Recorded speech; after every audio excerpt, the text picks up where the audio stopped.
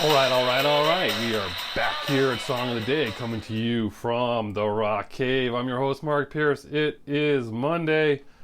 Who's got a case of the Mondays today? I know I do, but I'm kind of excited for today because, as you know, from yesterday's Song of the Day, we went to our first concert since, for me, December 2019 when I saw the awesome show by The Fix, who I'll be seeing again in November. I'm excited for that.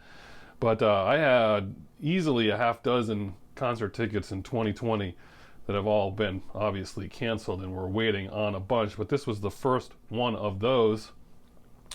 And it was Alanis Morissette and Garbage. Originally supposed to be Liz Phair. That would have been pretty awesome. It was Cat Power instead. But this was an awesome show. It was at the Meadows Music Theater, the Xfinity Music Theater, as they say, in Hartford, Connecticut. And just nice to be back out seeing shows. You know, pavilion, outdoors, nice big breeze, huge crowd, great weather, not humid, not hot, no rain, and it was really, really, really good. We were trying to decide. Definitely not seen Garbage before. We've seen obviously dozens of shows, hundreds of shows. We don't think we'd ever seen Alanis Morissette before, unless she played a Lilith Fair, but I don't think she did. But we'd have to look that up, and I didn't do that yet. So anyway, Garbage. You know, you say to yourself, "Oh, I know a few of their songs," and then they come out and they just do this blistering set where you obviously know way more songs. You just don't necessarily know all the names of them, and they were just so good. It was really, really good. If you ever get a chance to see this tour, you should go do it. Obviously, Garbage. They were, just a little backstory on them. Formed in Madison, Wisconsin in 1993. You forget that Shirley Manson is a Scot. She's Scottish, but she is not from Wisconsin, right? The rest of the band is. Who else is in this band?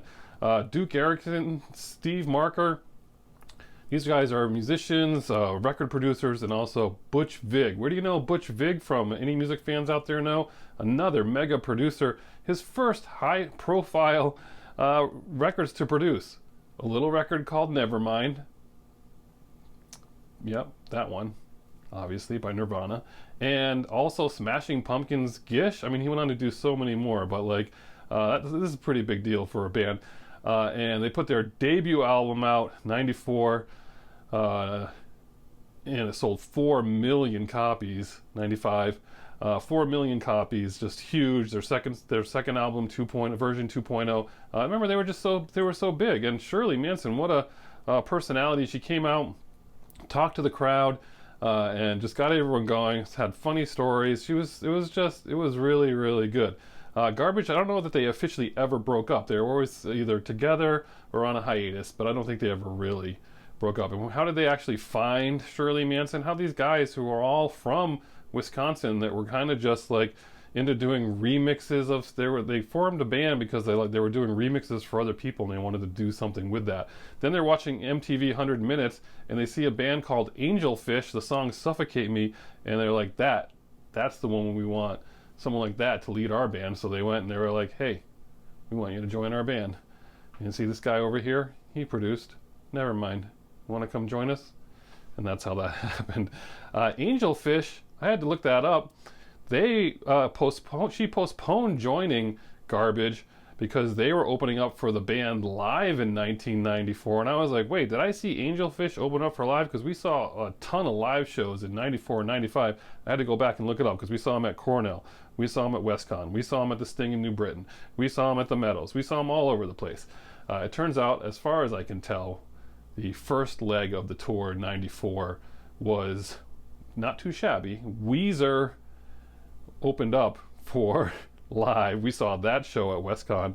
And also Love Spit Love. If you don't remember Love Spit Love, that's one of the Butler twins from Psychedelic Furs side project, and they did an awesome remake of The Smiths' How Soon Is Now for the movie The Craft. Anyway, I approve of that remake. We should do that one sometime.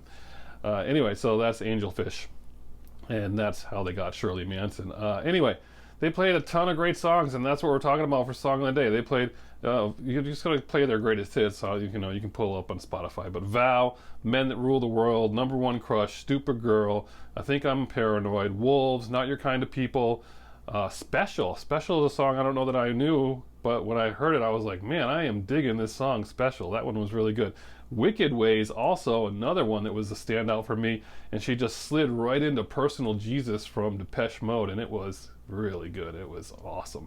I mean, I just love the guitars and the, you know, the synthesizers and the keyboard and the lights, and I mean, it was just, yeah, I can't say it enough. It was so cool to be back at a show like this. When I Grow Up, Push It, and Only Happy When It Rains for the encore. Wow, what a show Garbage put on, like I said. And then Alanis Morissette came on, and she put on an equally epic show. Obviously, she did like 23 songs, and she sounded awesome. But we're covering Garbage today on Song of the Day. We're at 6.5 minutes. We're going to wrap it up. Yeah, that was exciting. Hopefully all these other tickets pan out. What's my Song of the Day? Wow, there's so many on this list. It's really, really tough. But you know, let's go with Number One Crush. What do you think? Number One Crush? Why not? Number One Crush is your Song of the Day. Only Happy When It Rains is a close second, so maybe we'll post both of those. But enjoy some Garbage today. Give it a listen. Have a great day, and as usual, I'll catch you on the flip side.